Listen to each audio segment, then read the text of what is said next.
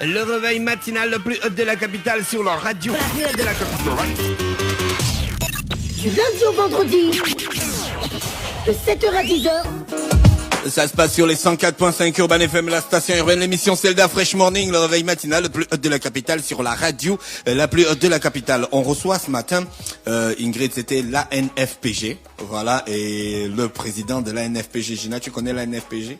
Bien sûr, la Fresh, l'association nationale ANF des footballeurs professionnels. Professionnels du Gabon. Voilà, c'est ça. Non, je suis forte, hein. Et Ingrid, puis il y a tu le connais président à côté. l'ANFPG? Après, tu m'as demandé ça tout à l'heure. C'est quoi toi? C'est quoi toi? C'est un spécialiste du foot ici. Ingrid est spécialiste de foot. Oui. Depuis quand? Depuis quand c'est Elvis? Après, quand tu parles des Barça, des trucs, des machins. Ça, c'est le foot des Blancs. Est-ce que c'est le foot des Gabonais? Bon, il a aussi parlé des Nguena Soukou ici. Non, c'est Elvis, ça. Donc ce matin, dans le studio des 104.5, on reçoit l'ANFPG, qui est l'Association nationale des footballeurs professionnels du Gabon, si je ne me trompe pas. Et son président est avec nous ce matin. Il s'appelle Rémi Ebaniga. Rémi Ebaniga qui est dans le studio. Rémi, bonjour. Bonjour, la fraîche. Comment tu vas? Je vais bien. Il y a la forme. Depuis que tu étais parti à l'étranger, on n'a plus de nouvelles de toi. Ouais, je suis parti après c'est lui qui fait ces choses en 2014. Gina, tu peux rapprocher son micro, s'il te plaît? En 2014, j'ai été blessé, j'ai été opéré, et, j'ai repris à jouer, j'ai signé à Bastia par la suite. Et à mi-saison à Bastia, j'ai rechuté de la même blessure. Et maintenant, avec des spécialistes à Lyon et à Paris, maintenant j'attends une greffe qu'on doit me faire à Paris, et c'est pourquoi depuis là je joue pas. Ça fait 6 mois. Ça fait 6 mois que tu joues pas. Voilà. Est-ce que tu pourras reprendre le chemin du terrain? Après, le foot n'est pas une fin en soi. J'ai demandé aux spécialistes, parce que c'est carrément 2 greffes qu'on doit me faire au genou droit. Une greffe du cartilage, une greffe du ménisque. Et moi, je lui ai dit, il m'a pas vraiment donné de garantie. Je lui ai dit, le plus important, c'est qu'il me soigne. Et si ça va, si je peux reprendre, je reprends. Si c'est plus possible, on continue, quoi. Il n'y a pas que le foot. D'accord. Il y a d'autres choses à faire. Ouais, voilà. Est-ce que vous avez des programmes de réinsertion quand vous terminez votre carrière? Parce que vous terminez quand même les carrières jeunes, hein, à 32 ans, c'est l'âge où on rentre dans la fonction publique au Gabon en moyenne. Est-ce que vous avez des programmes de réinsertion? En Europe, si. En Europe, avec l'UNFP, c'est le syndicat des footballeurs nationaux, des footballeurs français, ou pas que les Français, enfin, toutes les personnes, tous les footballeurs qui jouent dans le championnat français, première, deuxième et troisième division. Il y a un programme, aujourd'hui, que j'ai la possibilité et que j'ai la chance de suivre, c'est-à-dire... tout dépend de ton niveau de scolaire, en fait. Donc, moi, par exemple, j'ai eu la possibilité de continuer jusqu'à aujourd'hui une formation en management des unités sportives. Et il y a d'autres aussi qui peut-être sont pas arrivés loin dans les études, qui ont d'autres formations. Et à un moment donné, vers la fin, ils nous mettent à disposition des structures pour pouvoir nous aider à reconstruire notre carrière, votre vie, en fait. Voilà, Après, de valeureux services. Notre après-carrière, en fait. Qu'est-ce qui vous fait souffrant? Pourquoi vous avez toujours mal au genou? J'ai posé ça à un footballeur, à un professionnel de foot. Il m'a dit non, ce sont les stades, les pelouses. Ouais, je dirais peut-être ça, parce que moi j'ai fait la plus grosse partie de ma carrière ici, et quand on commence, c'est pas la chance qu'on a. Par exemple, chez les on Blancs, ne commence pas à jouer voilà, sur la pelouse, on joue sur le sol. Voilà, depuis le il y a bas beaucoup de âge, pression du genou. Effectivement. En Europe, dès le bas âge, ils ont des terrains appropriés, alors que nous, c'est au quartier. Et au quartier, c'est des chevilles qui vont à la rue, c'est des genoux. Ça fait qu'à un moment donné, forcément, il y a des répercussions. Et l'autre point aussi, sincèrement, c'est le traitement des joueurs ici. Parce qu'il n'y a pas un suivi médical. Vous allez voir dans les clubs, il n'y a pas de kiné, il n'y a pas de formation, je dis bien. C'est les infirmiers qu'on a souvent. Il n'y a pas de kiné, il n'y a pas de médecin de sport. Ça fait que quand un joueur se blesse, les petites blessures, on ne les considère pas, mais à la longue, ça devient grave, en fait. Voilà. D'accord. Mais là-bas, en France, vous avez les moyens. Ouais. Quand un joueur se blesse comme ça dans son club, qui prend en charge tout ce qui est soins médicaux et tout le reste? Qui prend ça en charge? C'est le club? C'est le club au départ. C'est le club au départ pendant 3 mois. Et après les 3 mois, c'est la sécurité sociale qui prend en charge. Même le salaire du joueur et tous les soins qui vont. Donc quand tu joues en France comme ça, on te fait rentrer dans la sécurité sociale? Ben, parce qu'on cotise. Parce que le club cotise et moi aussi je cotise. C'est un peu le cas ici. Nous, depuis qu'on travaille, on a fait des recherches, on s'est rapproché de la CNSS pour savoir si les joueurs étaient sécurisés par rapport à leur contrat, parce que dans leur contrat, il est obligatoire, stipulé que les joueurs doivent être affiliés à la sécurité sociale. Mais le constat est triste parce qu'en allant, on nous a dit, la lettre, je l'ai là devant moi, aucun club de première et de deuxième division n'est reconnu, n'est affilié à la CNSS. Par voie de conséquence, les joueurs ne sont pas affiliés. Donc, mais vous pouvez de manière individuelle être affilié à la CNAMGES, Gina. C'est De possible, manière les footballeurs. individuelle être affilié, mais dans quelle catégorie? Pas dans la catégorie économiquement faible. Et s'ils sont affiliés dans la catégorie dans la catégorie professionnelle, donc employés du secteur privé, il faudrait que derrière, parce que la CNSS et la CNAMGES sont corrélés, donc il faut qu'ils soient, s'ils s'inscrivent à la CNSS, s'ils s'inscrivent à la CNAMGES, ils doivent être inscrits à la CNSS. Les deux, en fait. C'est même plutôt la CNAMGES dépend de la CNSS. Voilà. Donc on s'inscrit à la CNSS et ensuite on s'inscrit à la CNAMGES. Voilà, c'est ça. D'accord. Donc ils peuvent pas s'inscrire en économiquement faible parce qu'ils sont pas économiquement faibles vu qu'ils travaillent dans des clubs légalement reconnus. Mais donc voilà. Il y a deux options parce que quand on est dans la sécurité pour avoir cette possibilité-là, il y a le club qui cotise pour toi. Et il y a le joueur aussi qui donne sa part. Mais il y a le football professionnel au Gabon, puisque vous êtes l'association nationale des footballeurs professionnels du Gabon. Ce sont les footballeurs professionnels qui jouent au Gabon, ou bien tous les footballeurs professionnels qui ont la nationalité gabonaise, et quel que soit l'endroit du monde où ils sont. Là, notre association, c'est pour toutes les personnes, je vais dire personnes, tous les joueurs qui jouent dans le championnat, que ces personnes soient des Gabonais ou des expatriés en fait. Voilà. Et dès le moment où il a un contrat de travail avec un club gabonais, nous prenons sa part. Mais aujourd'hui, maintenant, quand on parle de l'association des footballeurs professionnels gabonais, on parle de combien de personnes à peu près? On parle de près de 700 joueurs. Waouh, 700 joueurs. Près de 700 joueurs. Est-ce que tous les gars ils sont inscrits dans l'association? Aujourd'hui, oui. Est-ce qu'ils se sentent concernés par les activités de l'association? Est-ce qu'ils cotisent pour faire vivre l'association? Pour le moment, non. Pour le moment, non. Nous aussi, on n'a pas mis trop de rigueur là-bas parce que je vais prendre le cas d'Akanda FC où on était hier. Ça fait près de 6 mois qu'ils ne sont pas payés. Donc, un gars qui fait 6 mois sans être payé, tu vas pas lui demander de cotiser. Après, c'est difficile. Nous, on essaie de se battre avec nos propres moyens et avec un peu le soutien de la FIFPro, la Fédération internationale des footballeurs professionnels, qui nous soutient pour essayer d'apporter de l'aide à ces joueurs-là sans pourtant leur demander en retour quelque chose pour le moment, en fait, pour nous permettre de travailler. Comment ça se fait qu'un joueur qui travaille pour un club qui a des activités, qui est légalement reconnu, qui participe à la LINAF, oui, c'est ça, à la LINAF, qui a les matchs, n'arrive pas à être payé? Ben là, la question, il faut la poser au club parce que nous, on s'est rapproché de le club ne vous donne pas de raison? De ces mêmes clubs-là. Il est inconcevable qu'un joueur fasse 3 mois. Dès le moment où un club signe un contrat avec un joueur, c'est que le club est sûr de payer ce joueur-là. C'est ça, le contrat. Et dès le moment où la Ligue valide un contrat, c'est que la Ligue s'est assurée que le club pourra payer, respecter les engagements qu'il prend envers le joueur. Mais la réalité, elle est celle-là et nous ne comprenons pas. Nous sommes rapprochés de la Ligue et là, aux dernières nouvelles, il paraît que la Ligue, encore par communiqué de presse, au sortir d'une assemblée, a décidé, elle, de baisser les salaires des joueurs, le salaire minimum qui revient à la Ligue, qui était de 476 000, c'est-à-dire 400 000 le salaire et 65 000 des frais de cotisation pour la CNSS et qu'il baissait ce salaire à 150 000. Et là aussi, nous avons dit non parce que cette décision-là ne revient pas à la Ligue. Cette décision a été prise par un décret et que la Ligue elle n'est pas l'institution mieux placée pour changer cette décision parce que c'est vraiment les salaires des joueurs, c'est le contrat de travail qu'on touche et on ne peut pas toucher le salaire d'un joueur. Mais hormis le salaire de joueur, est-ce que vous prenez tout ce qui vient en amont, l'inscription, la CNSS, les soins de santé? Est-ce que vous mettez ça déjà en considération? Parce que vous, là, on vous parlait du salaire, mais de l'autre côté, il y a par exemple la sécurité sociale. Effectivement, tout ça revient au club et c'est pourquoi nous nous battons parce que les joueurs aujourd'hui sont traités. Moi, je le dis directement, j'aime utiliser le terme esclave parce que il y a que ça, l'esclavage. Parce que l'esclave, c'est celui qu'on envoie, il va faire ses bases besognes et puis c'est tout en fait. Donc c'est ça un peu la manière dans laquelle les joueurs sont traités au Gabon. Alors qu'en retour, ils devraient par exemple avoir déjà, on insiste sur les salaires, avoir leur sécurité sociale, avoir une sécurité au niveau physique, quelqu'un qui les suit, mais rien de tout ça n'est fait. Aujourd'hui, tout à l'heure, tu disais que toi, tu es blessé et tu vas repartir à Paris pour qu'on puisse te faire 2 greffes. Ouais. On sait que même une petite greffe, déjà, c'est les yeux de la tête. Et normalement, une greffette, voilà. Et genre, même, je ne sais pas qui peut payer ça quand tu n'as pas vraiment un gros organisme derrière qui te suit, genre une assurance maladie et autres. Aujourd'hui, quand tu es président de l'association des footballeurs professionnels gabonais, pour payer leur salaire, c'est long.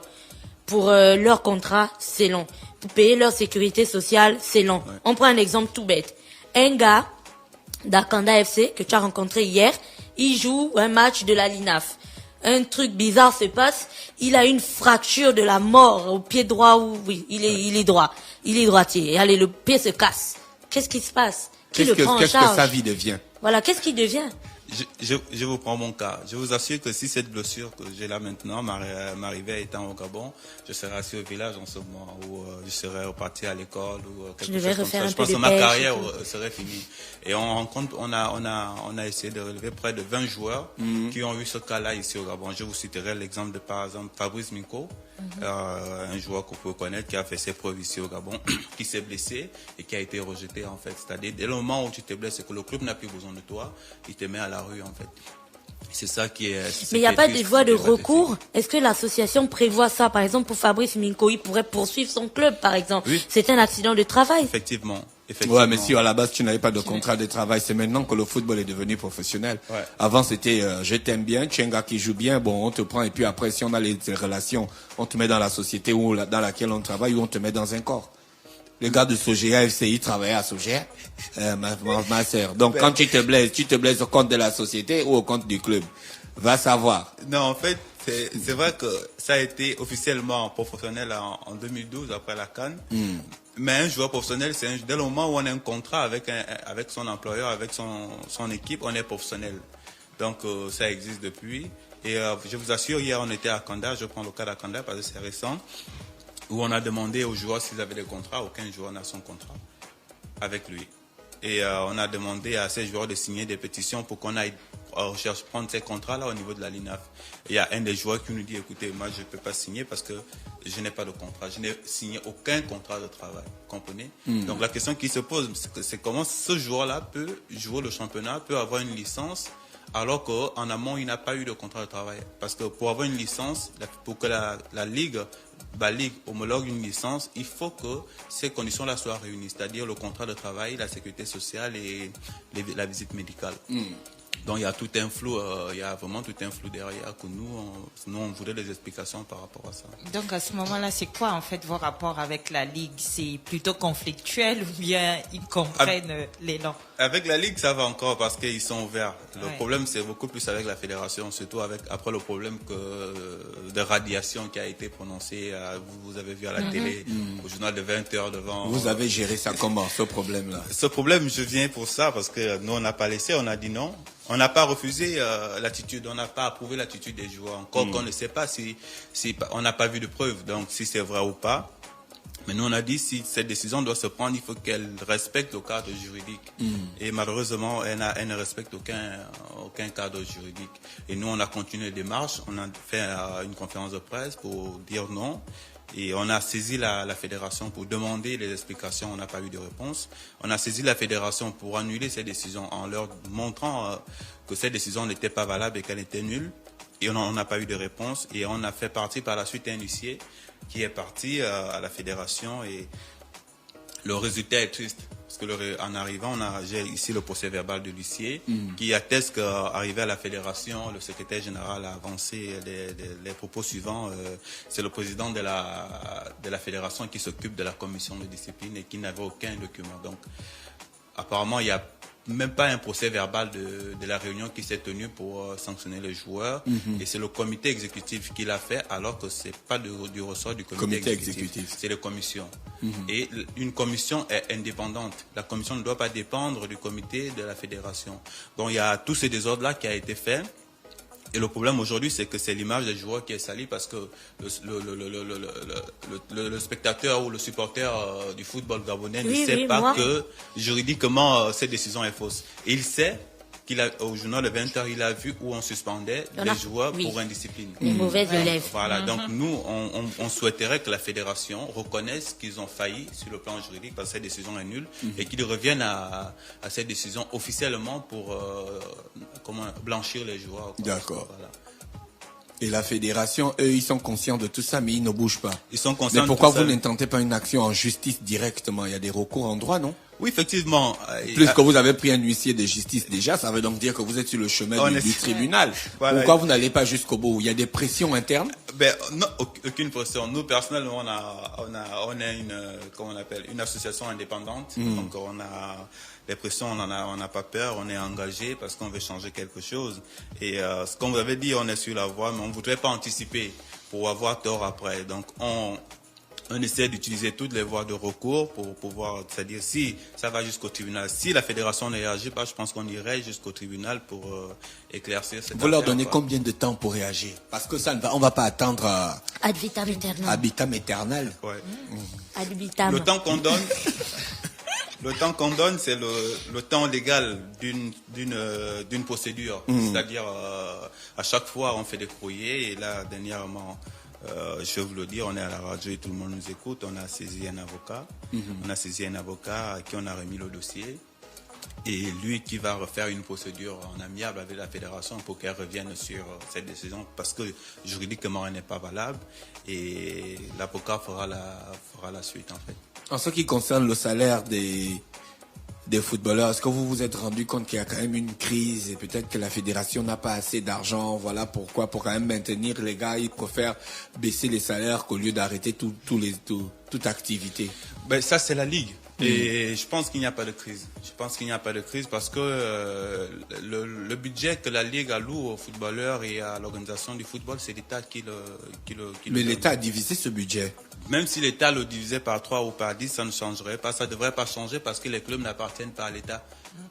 Les clubs sont des sociétés, les clubs sont des associations à but Mais est-ce que les clubs au Bah, Gabon encore sont sur cette base-là? Oui, c'est l'État qui donne sont même l'argent aux constitués clubs de à un cette moment manière. donné Est-ce que les parce clubs au que- Gabon sont constitués de cette manière? C'est pas possible. Il y a quel club au Gabon qui fait rentrer de l'argent à cause de ses activités footballistiques? Ben, c'est là où on doit en venir parce que dès le moment où on a un club, on doit être prêt à le faire. Aujourd'hui, on a l'impression que les clubs, dès qu'ils arrivent en première division, c'est l'État qui doit maintenant tout faire. Aujourd'hui, on se rend compte que tous les joueurs sont payés au prix qu'a fixé l'État pour les joueurs, en fait. C'est-à-dire le club ne dépense même plus un rond. C'est-à-dire, si aujourd'hui on dit le salaire minimum qui était à 400 000, ça veut dire que tous les clubs payent déjà les joueurs à 400 000. Certains vont juste en deçà des 400 000 en donnant 200 300, on a des cas concrets. Mais aujourd'hui, nous, notre intervention, c'est pour faire comprendre au club qu'il y a beaucoup de travail à faire. Le constat que nous avons fait sur le terrain est le suivant, c'est-à-dire les clubs ne sont pas bien structurés. Nous avons des clubs parce que c'est des structures sportives. Il faut au moins savoir un personnel qui sait de quoi on parle, un personnel compétent dans le management d'une organisation sportive. On ne peut pas, on retrouve pas ces personnes-là. Donc vous n'allez pas demander à un club qui connaît même pas c'est quoi le contrat d'un joueur. Et il sait juste que l'État a donné l'argent et on va diviser pour faire ceci, cela. Voilà, quoi. Est-ce que vous êtes affilié à la FIFPro? Ouais, j'ai le document avec moi. J'ai le document avec moi qui atteste que La Fédération internationale voilà, des footballeurs des footballeurs professionnels. professionnels. Donc là, c'est Il faut pour jamais tous les focaliser. professionnels, les footballeurs professionnels du monde. du monde. Est-ce qu'ils vous reconnaissent en tant que national au Gabon? Effectivement. Vous pouvez lire, si vous voulez, la déclaration du secrétaire général de la FIFPro, qui a une lettre qui a été adressée à la fédération et à la Ligue, attestant que la NFPG est la seule association reconnue au Gabon pour représenter les joueurs. Et que les joueurs professionnels du Gabon qui sont adhérents à la FIFPro ont les mêmes droits que les joueurs dans N'importe quel dans pays. voilà. Mais est-ce que les joueurs au Gabon, les joueurs dans n'importe quel pays cotisent? Les joueurs dans n'importe quel pays cotisent dans leur association. Respectives, hein? Voilà, respective. Voilà, c'est comme ça que ça se passe. Ginacha, le papier de la FIFPro. Oui. Ils disent quoi?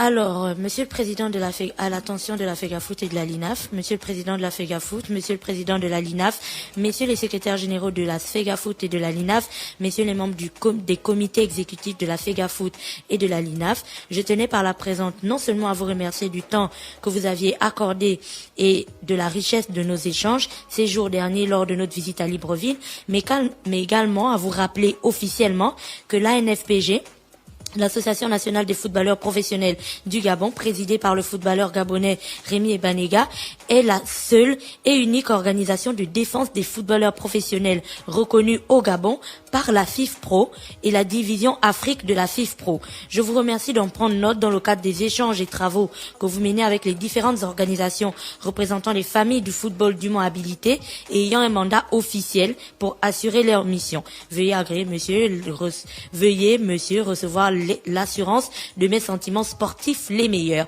Bien cordialement, c'est une lettre de monsieur Stéphane Burkhalter. Oui, c'est bizarre. Burkhalter, c'est le secrétaire général de la FIFPro Afrique. Son nom est un peu bizarre. Donc voilà. La FIFPro peut vous soutenir en cas de litige sérieux avec le monde footballistique gabonais. Voilà. Elle nous soutient, elle peut pas nous, elle nous soutient et elle est derrière nous afin qu'on trouve des solutions parce que 2 de ses membres étaient ici avec moi en novembre. On a rencontré les membres de la FEGAFOOT, les membres de la LINAF et même l'équipe nationale ici qui a signé une pétition. Gina, si tu veux, tu peux la lire pour vous dire qu'ils étaient présents et ils ont constaté par eux-mêmes les difficultés que les joueurs rencontraient ici au Gabon. Mais les joueurs, est-ce qu'eux-mêmes ils sont conscients de ça? Parce que les gens, ils sont pas souvent conscients de leur situation. Hein. Quand ils gagnent du pognon, ils marquent des buts, ils ont le buzz au quartier, ça boit l'alcool avec les petites et tout ça, ça plane. On se rend pas compte qu'un jour il y aura des problèmes. On va en boîte et tout ça. Il y a des jolies signatures ici. La dernière fois que tu es passé à Urban FM, là, on était encore là-bas, tu n'as pas parlé de la FIFPro et tout ça. Je n'étais pas encore conscient que ça pouvait se faire en fait. C'est parce que j'ai eu la chance d'aller en Europe, de voir comment ça se passait en France avec l'UNFP. J'ai compris que les joueurs gabonais aussi pouvaient avoir une structure qui pouvait les défendre par rapport aux réalités qu'ils vivent. Parce que moi-même, j'ai subi tout ça. Je vous assure que je pense que j'étais encore au FC 105 à l'époque. J'avais signé un contrat vierge où il y avait que mon nom et mon prénom et on m'a demandé de signer. Après, il faut comprendre aussi ces joueurs-là qui sont passionnés. Il y avait que ton nom. Il y avait que mon nom et mon contrat. Et je me rappelle bien, je venais à Libreville, je venais de gagner mon bac et la seule envie que j'avais, c'était de jouer au football, c'était de rejouer. Donc, je m'en foutais de ce qui pouvait se passer. Je voulais juste signer un papier qui m'autorisait à jouer. Donc, certains joueurs sont dans cet état d'esprit. C'est un manque de sérieux. Effectivement, certains joueurs sont du Franck dans cet Farian, état ça. d'esprit. C'est du Franck Farian, c'est du milli-vanilisme, ça. C'est terrible. Où les dirigeants de club jouent avec leurs émotions. Vous comprenez, voilà. Parce qu'il sait que s'il refuse de signer, on va le chasser et si on le chasse, il va plus jouer. Donc, il oublie qu'il a des droits, et alors, s'il est là, c'est qu'il a du talent, en fait. Donc, à quel niveau vous en êtes par rapport à l'instauration, justement, du contrat standard, parce que oui, ouais, voilà, il y a plein de problèmes en ce moment, des joueurs ont des problèmes, on s'en occupe, mais ce contrat-là, ce problème de contrat, il faut le régler. Hein. Le contrat, il est là. Ouais. Le contrat, vous avez déjà un contrat standard. Le contrat, il est là, il a été validé par la Ligue au mois de novembre passé. J'ai pas apporté le document officiel, mais on a le contrat officiel parce qu'on avait travaillé directement avec la Ligue. Et on s'est référé aux amendements de la FIFA, du règlement du statut et du transfert du footballeur professionnel. On a proposé un contrat de travail qui respecte ces recommandations-là et la LINAF l'a validé. Mais en passant dans le club, on se rend compte que c'est pas ce contrat-là qui a été, où on s'est mis d'accord avec la Ligue, qui devait être officiel. C'est pas ce contrat-là qu'on a fait signer à certains joueurs. Donc c'est pourquoi dernièrement on a procédé à faire des demandes à la Ligue pour nous remettre les contrats de joueurs pour voir si c'est le contrat qu'on a mis en place ensemble qui est respecté ou pas. Alors concrètement, pour mettre pour que ce soit un peu plus clair dans la tête, aujourd'hui, quelles sont les priorités de l'association? Donc on a quoi? Les contrats, les cotisations, les salaires, quelles sont exactement les priorités, les choses à mettre en place dans bientôt pour qu'on puisse véritablement parler d'un football professionnel au Gabon? Parce que pour l'instant, il n'est professionnel que de nom. Oui, effectivement, c'est ça la triste réalité. Je pense qu'il est beaucoup plus officiellement professionnel de nom. Et vraiment la priorité de cette association, à part les litiges qu'on a un peu dans l'amateurisme, moi j'utilise cette expression, l'amateurisme des dirigeants de la fédération, de la ligue. Nous, ce qu'on veut, c'est instaurer une charte, c'est-à-dire un règlement des résolutions communes où on peut avoir des règles communes entre la Ligue, la fédération, les clubs, les entraîneurs. C'est-à-dire, si on n'a pas une ligne de conduite commune, on ne peut pas. Ça fait qu'il y a un certain anarchisme dans la gestion du football. Voilà. Nous, on souhaiterait pouvoir s'asseoir avec toute cette famille du football pour qu'ensemble on tire un règlement commun qui régisse notre football et que ce soit la Ligue, que ce soit la fédération, que ce soit les joueurs ou que ce soit les entraîneurs, la famille sportive qui viole ces règles aura droit à telle ou telle sanction. Donc au Gabon, on n'a pas ça et c'est pourquoi le football au Gabon se gère de manière... Vous n'avez pas envie de faire un événement genre les états généraux du football au Gabon. Les états généraux qu'on a déjà fait. Bon, en tout cas un événement où, parce que ce n'est pas je vais un peu prendre la part des employés de la Ligue et des clubs, parce que ce n'est pas de leur faute en fait s'ils n'y connaissent rien, s'ils n'y connaissent pas grand chose. C'est plus parce on que peut pas être président de la fédération, on peut pas être dirigeant d'un club et puis on ne connaît pas le règlement, les lois et tout ça. Le président peut-être, mais les autres, par exemple, l'infirmier. Dans les clubs, tu as des infirmiers au lieu d'avoir des kinés. L'infirmier, il fait ce qu'il sait faire, tu vois. Mais le bon sens voudrait que quand on rentre dans une discipline, le minimum, je sais où tu veux en venir, je ne t'accuse pas ou je ne te... Non, moi aussi je suis dedans, voilà, tu vois, c'est-à-dire que le minimum pour quelqu'un, c'est comme je vous dis souvent, faisons semblant d'être professionnel. Donc, essaie quand même de savoir comment le vrai professionnel qui a le diplôme fait. Et puis toi, après, si tu n'as pas les moyens d'être professionnel, mais tu copies quand même sa procédure. Donc, pour l'association, est-ce que vous n'avez pas envie, parce que c'est là où je voulais en venir, est-ce que vous n'avez pas envie de regrouper, par exemple, ici, des dirigeants d'autres ligues africaines, en fait, qui réussissent, qui sont bien structurés, mettre en place un événement où pendant peut-être 2 jours, on discutera comment réorganiser les clubs, la ligue et machin, un programme d'échange, en fait. Et au sortir de là, maintenant, s'ils font pas d'efforts, c'est que, ils ne veulent pas. Waouh, tu as anticipé parce que, tu les avais pensé parce que, vu, non? ça me touche beaucoup. Sincèrement, on l'a dans le projet, pendant la CAN, où il y a un projet qu'on voudrait présenter à la fédération et à la ligue, pour un colloque avec où on voudra faire venir d'autres associations de footballeurs, d'autres fédérations, parce que les problèmes qu'on rencontre au Gabon, on les rencontre aussi un peu partout en Afrique, où on voudrait faire des échanges avec des chercheurs scientifiques, des gens qui ont des professeurs éminents en management, en sciences du sport, essayer de trouver des solutions parce que c'est triste. Le problème ici au Gabon, c'est celui-là, les clubs se posent des mauvaises questions. Moi, personnellement, je me dis, les premières questions qu'on doit se poser, c'est quoi une structure sportive? C'est quoi un club professionnel, en fait? C'est quoi un club? C'est quoi un club professionnel? C'est quoi un championnat professionnel? Dès le moment où on a des solutions à ces questions-là, je pense que notre football peut prendre une nouvelle tournure. Et pour le moment, on n'a pas ces solutions parce que les clubs qu'on a ne sont pas professionnels, en fait. Mais bon, après, pour se poser les bonnes questions, il faut avoir envie de se poser les bonnes questions. Est-ce qu'ils veulent vraiment que ça fonctionne ou ils ont ouvert ça parce que il y a les sous voilà, c'est ça. Est-ce qui doivent arriver? Les sous, c'est le nerf de la guerre. Nous, ce qu'on souhaite, c'est que comme il y a avant, je pense qu'il n'y avait pas autant de sous dans le football gabonais. Maintenant qu'il y a des sous, on constate qu'on regresse. Et l'argent, c'est le nerf de la guerre. Mais ce que nous, on souhaite, c'est que tout le monde prenne partie de ces sous-là, que chacun gagne ce qui lui revient. Et pour le moment, le constat est que l'État donne des sous, les clubs sont censés avoir des sous, mais ça n'arrive pas chez les joueurs, en fait. On ne sait pas où ça s'arrête. Merci Rémi Ebanega, qui est le président de l'ANFPG, l'association nationale des footballeurs professionnels du Gabon, qui était notre invité ce matin dans le Da Fresh Morning. Merci d'avoir accepté notre invitation. Merci beaucoup, c'est moi qui vous remercie. Sinon, vous avez 4 vice-présidents. Oui, effectivement. vous aussi, hein. Si vous pouvez m'accorder... Donc moi aussi, vous êtes encore dans la continuité du Conseil national. Voilà, si tu peux nous dire... Vous êtes les cousins du Conseil national de la jeunesse. Donc, nous sous-signons, membres de l'équipe nationale du football du Gabon, déclarons soutenir et adhérer à l'ANFPG, la seule association gabonaise de footballeurs professionnels en droit de nous représenter. Ça, c'était le 12 novembre 2015.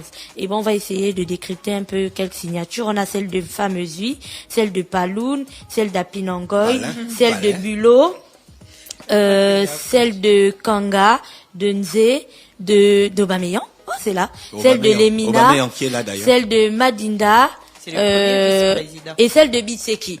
Bon, il y en a plein d'autres, mais il faut juste essayer. Aubameyang, il est dedans, hein. Oui, il est dedans, il a signé. Dans l'équipe de la NFPG, le comité exécutif, si vous me donnez une minute, je vais vous lire rapidement. Le président, c'est Rémi Banega. Le premier vice-président, c'est Pierre-Emerick Aubameyang, que nous remercions aussi. Le deuxième, c'est Didier Ovono, que nous remercions.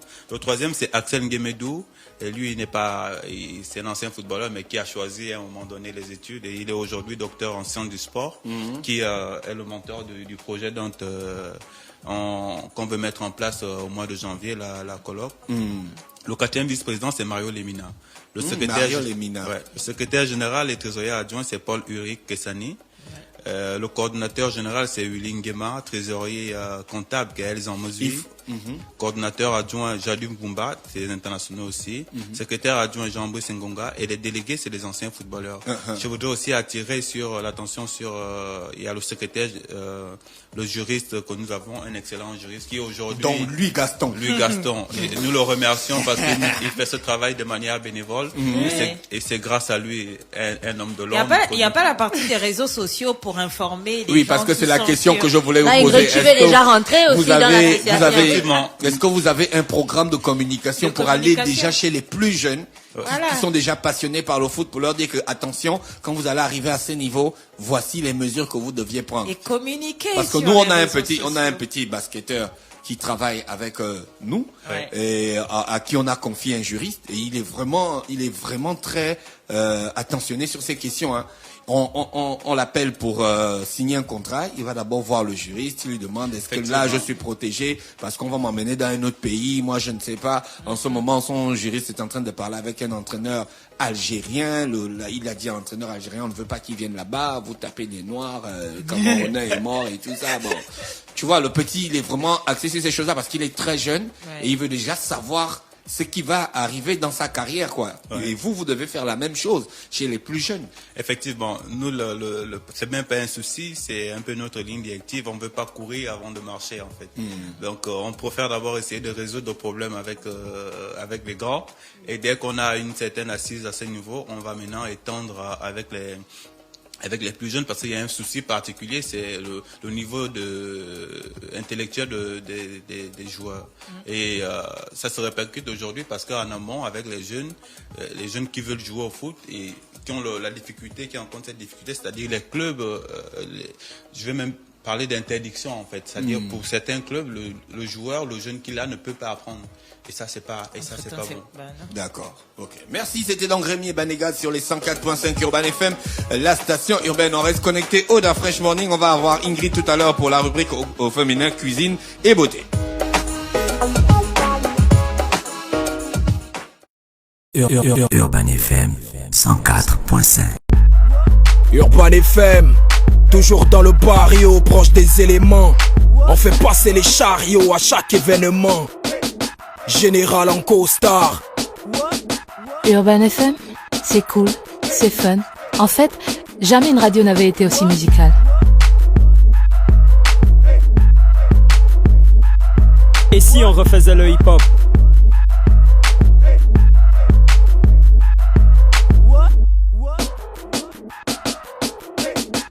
L'équipe nationale de la FM. C'est 100% musique urbaine, c'est notre radio préférée. Urban FM, je te kiffe. Toutes mes exclusivités et toute mon actualité, c'est sur Urban FM. C'est frais, c'est maintenant et c'est pour des générations. Urban FM 104.5.